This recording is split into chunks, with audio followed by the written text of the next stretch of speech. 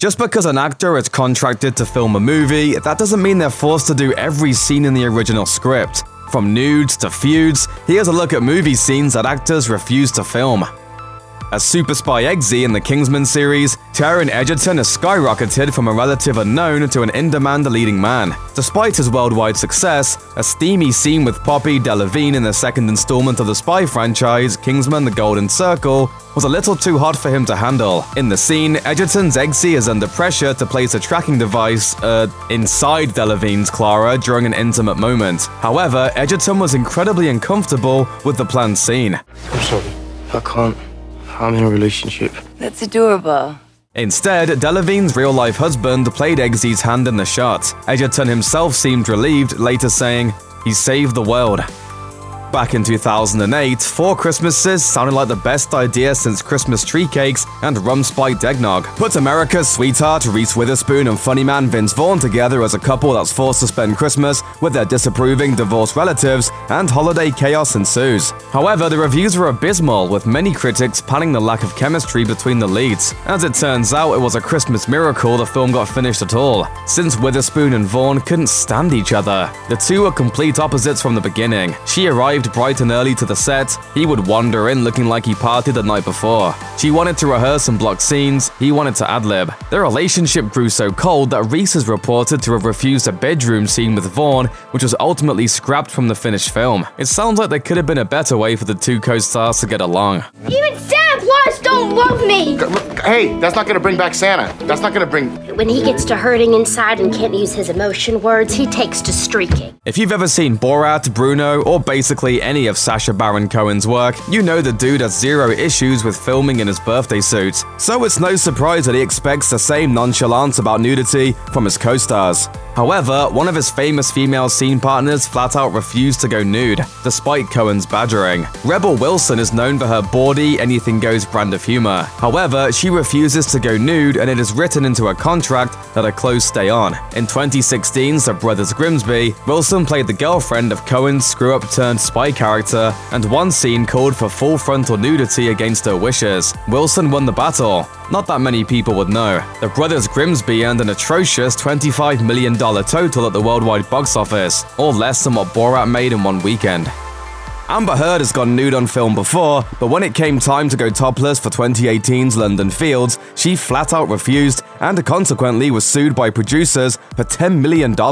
Based on a novel of the same name, the film stars Heard as Nicola Six, a clairvoyant femme fatale who predicts she'll be murdered by one of her 3 lovers. Given both the script and the novel it was based on contained nude scenes, producers argued that Heard was well aware she'd be asked to go nude. Producers argued that her unwillingness to strip for the film severely disrupted the production, and that she tried to pull the film from the Toronto International Film Festival lineup in 2015. The production company, Nicola Six Limited, sued Heard for $10 million, or about 40 times what London Fields eventually made at the domestic box office when it was finally released in 2018. Its $250,000 take makes it one of the biggest bombs in history. The 1994 romantic comedy I Love Trouble is remembered these days for inspiring one of the most notorious co-star feuds ever. Julia Roberts and Nick Nolte star as dueling Chicago reporters chasing the same scoop.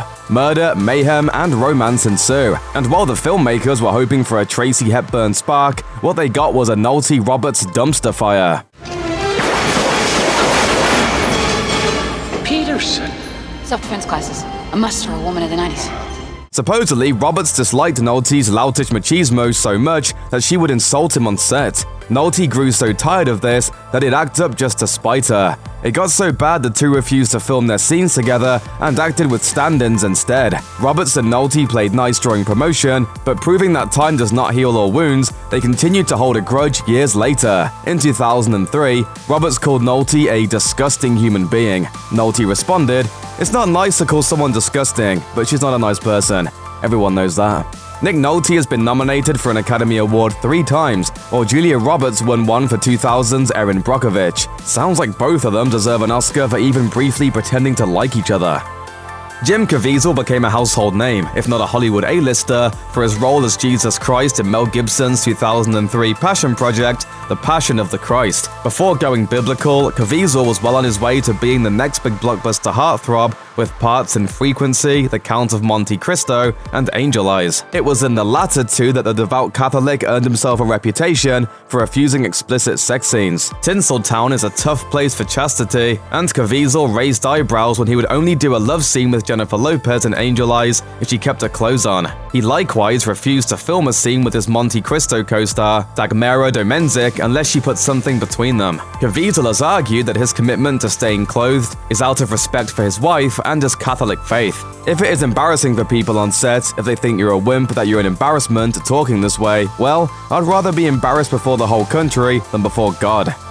Will Smith was riding high in the early 1990s with a successful hip-hop career and an even more successful TV show, The Fresh Prince of Bel-Air. Before discovering his penchant for making broadly appealing blockbuster movies, Smith sought to establish himself as a serious actor right out of the gate with 1993's 6 Degrees of Separation. Based on the play of the same name, the movie has a dense, character-driven plot and complicated themes. And while Smith was willing to take a risk, the script called for something he refused to do. In the film, Smith's gay character is required to share a passionate kiss with his male co-star Anthony Michael Hall. Smith was uncomfortable with this and sought advice from Denzel Washington, who supposedly told him not to kiss a man on camera. So that's precisely what Smith didn't do. The shot was filmed from behind, allowing Smith to fake it.